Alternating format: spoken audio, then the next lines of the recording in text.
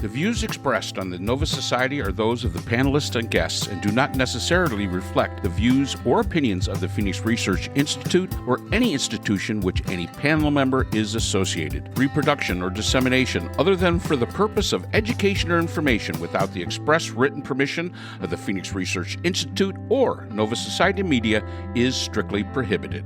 We'd like to welcome everyone back to the Nova Society. Today our panel will be discussing a recent news article that states that the Justice Department will be looking into FBI agents and U.S. attorneys that participated in the January 6th insurrection prosecutions. Headline up, a DOJ official accused FBI leaders of insubordination over the January 6th inquiry. Agents who simply followed orders in the insurrection probes won't be fired unless they acted with corrupt or partisan intent, the memo says.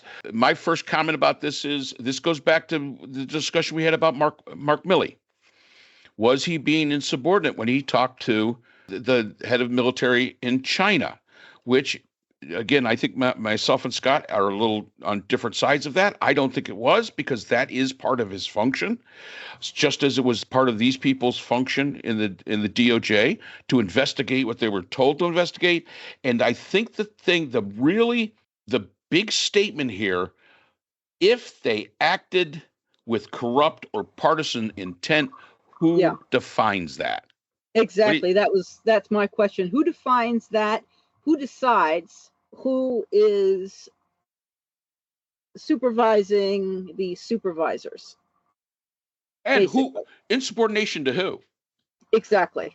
I mean, these people all work for, if you look at the chain of command, they work for the head of the FBI, who basically is under the Department of Justice, which is the Attorney General.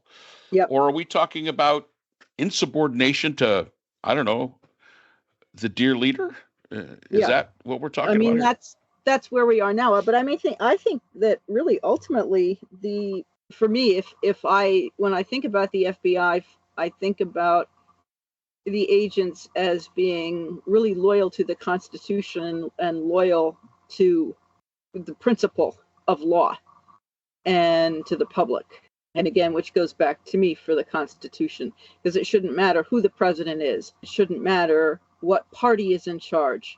The FBI is the FBI, and they work for the country on behalf of the American people. They're here. I mean, they're in the United States to protect the public and to ensure that criminals who cross state lines and traffic children and do other incredibly vile crimes, for example, brought to justice as much as possible, like with the with the 1963 Birmingham church bombing in Alabama, and it took several decades before the Klan members who bombed the church and killed 4 little African American or Black American children were brought to justice, and that was the FBI. So to have somebody like Kash Patel running the FBI, people are now being persecuted and prosecuted for insubordination. And as you say, Mark, insubordination to whom and about what? All right, so let's I want to throw a name out there about this. There's a dude named Emil Bove. Okay, Google that, folks. Google image it. He's a sad-looking man who stood next to Trump during the New York trial when Trump was talking to the press, and just kind of stood there looking sad the entire time. If he smiled, it was only a half smile, more like a smirk. And he's obviously a Trump lawyer, and he is, or was, hopefully, the acting Attorney General. Now we have one, right? Pam Bondi was confirmed last night, so she's now the Attorney General. I don't know what happens to this guy, whether he goes to an assistant role or he's out altogether. And he's the one who demanded that the FBI acting director, Brian Driscoll, a little bit more about him in a second, provide him with a list of all the lawyers and FBI agents who were involved in the January 6th cases. He's one of these little gray men, Adolf Eichmann mode, who suggests that we have loyalty oaths to the president before we swear in new agents or new U.S. attorneys. And he is a former Southern District of New York prosecutor who really should know that these people do not take the cases because they're hell-bent on taking the cases. They're assigned cases. Bove, who I'm sure my brother knows because my brother served in that same office, is supposedly a good guy who has gone absolutely haywire as the top guy at the Department of Justice. So there you have a name. I'll throw out one other name just on a comic note. The intended acting director of the FBI was a fellow by the name of Robert Kissane. But the White House on Inauguration Day put out a press release that switched that name out with current FBI acting director Brian Driscoll. It was a mistake. Brian Driscoll was supposed to be an acting assistant director, but they accidentally put out a press release saying that he was the acting director. And rather than admit that they had made a mistake, the White House actually let it stand. And so now Brian Driscoll is not the acting assistant director, but he is the acting director of the FBI. Okay, so just by accident, and he is reportedly a stand-up FBI agent, and he cooperated as best he could with Bove, but also noted that he's one of the employees of the FBI that would be getting purged if they decide to purge anybody who prosecuted a January 6th perpetrator. So it's again one of these instances of a little gang that couldn't shoot straight, getting the wrong name in there in the press release, deciding to go with it because it's such a terrible thing to admit that you made a mistake, and then having these apparatchiks do the bidding of Trump, even to the point where Trump said that he knew nothing about it, and that it wasn't. Trump actually said about the purge of FBI agents, "I'm not involved. I'll have to see what's going on when we're finished." Wow. So it's nobody's in charge. Nobody really knows who is the acting director, who the acting assistant director is, who's in charge. I guess all of this gets ironed out as the confirmation processes go on. They got Bondi in. They're probably going to get Kash Patel in.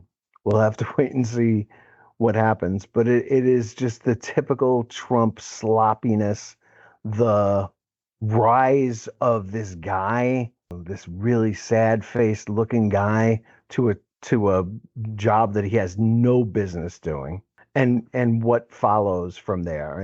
And I think it's going to make it really hard for people to want to be U.S. assistant attorneys because they didn't ask for these cases. They're assigned cases. It's going to make life hard for people to join the FBI because they didn't sign up for these cases. They were assigned these cases. And this is a undercutting of both of those really, really important agencies. Yeah. Not too many people are going to be running to the door to get a job there if it's going to continue on like this. Now, Scott, can you spell that guy's name, the sad guy? Emil Bove. Yeah, he's a University of Albany alumni. Let me see what year he went, if he was there. How do you spell his last name? Bove. Oh, okay. Emil Bove. Gotcha. Because if you look up Emil Bowles, which is what I thought you said, it takes you to a site that shows you lingerie. Oh, it's a lingerie. Stick with brand. That one. You'll be a lot happier if you look at that than if you look at this guy's really, really long face. I'm trying to think of who he looks like. Very cartoon characterish. Well, and the whole thing is it's like a comedy of errors. Nobody knows what one hand doesn't know what the other hand's doing. You've got the President of the United States, who is supposedly such a great manager. Well, I don't know what's going on here. That kind of goes back to the Reagan era, where, Iran-Contra. Well, I didn't think it, but that was going on. They were all acting behind my back, I think, maybe. It just shows the disconnect. And, a lot of people out there that listen to this that support this administration, and that's perfectly fine. Would you want to run your household like this? Would you want to work for a company that ran like this, where nobody knew what was going on? And you've got to ask yourself those things. And the fact is you probably should come back with the answer no. But it is what it is. It's what we're stuck with. And we keep saying 2 years. We just got to survive 2 years, and hopefully the system will hold. But it's an amazing thing when, the President of the United States will not, or says, well, I have to look into this. Who are you going to have look into it other than the people that are running it for you, who are supposedly the ones doing it behind your back? So who knows? Who knows where this is going to go? The Nova Society is a production of Nova Society Media, a division of the Phoenix Research Institute. We'd like to thank our production partners, Buzzsprout, who hosts the Nova Society, Audacity, our editing partners, Apple iTunes, the largest source of podcasts and music on the internet, Spotify, the most popular platform for the Nova Society, and iHeartRadio, your source for all things music and podcasting. The Nova Society is available on all of these and other quality platforms listed in our description. We'd also like to thank all of our listeners. Without your support, the Nova Society would not be possible. If you have a question or a comment, we can be reached at nova.society.podcast@gmail.com. So for Dr. Brooklyn Ann Weldon, Dr. Priscilla Hobbs, Dr. Scott Gershwer, and all of us here at the Nova Society, I'm Dr. Mark Bound. Remember, the true power in society is knowledge. Thanks for listening, and we will see you again next time. Hi, everyone. This is JJ, the co-founder of Good Pods. If you haven't heard of it yet, Good Pods is like Goodreads or Instagram, but for podcasts. It's new, it's social, it's different, and it's growing really fast. There are more than 2 million podcasts, and we know that it is impossible to figure out what to listen to. On Good Pods, you follow your friends and podcasters to see what they like. That is the #1 way to discover new shows and episodes. You can find Good Pods on the web or download the app. Happy listening!